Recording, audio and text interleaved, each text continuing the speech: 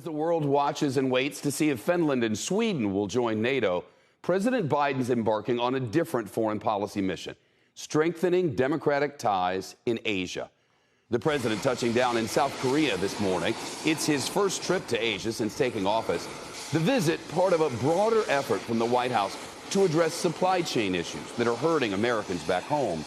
President Biden stressed the importance of bolstering South Korea's alliance with America and countering China's economic dominance in the region. So much of the future of the world is going to be written here in the Indo-Pacific over the next several decades. This is the moment, in my view, to invest in one another, to deepen our business ties, to bring our people even closer together. President Biden met with South Korea's new president and toured this Samsung factory where workers make computer chips. It's the model for a $17 billion plant that the company is building just outside Austin, Texas. The White House says the project will create about 3,000 jobs. CNBC senior White House correspondent Kayla Tausche now. Kayla? Chef, President Biden is highlighting the jobs that companies like Samsung and Hyundai, where he'll tour Sunday, will create across the United States.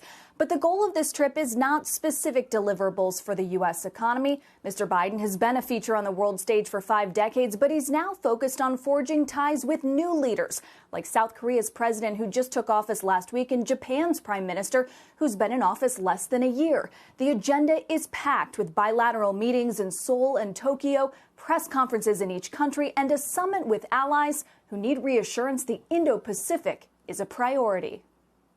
The Asian allies and others in the region are just constantly seeing us pulled off on other crises around the world, and they do worry about our staying power, especially, after the Trump administration really tested our relations with our allies.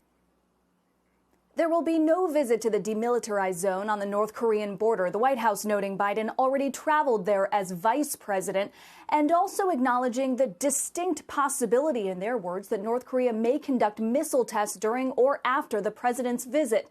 National Security Advisor Jake Sullivan said Mr. Biden could speak to China's President Xi Jinping by phone very soon. Experts say with fears Russia's invasion could embolden Xi in the Pacific, it's here that face-to-face diplomacy matters most.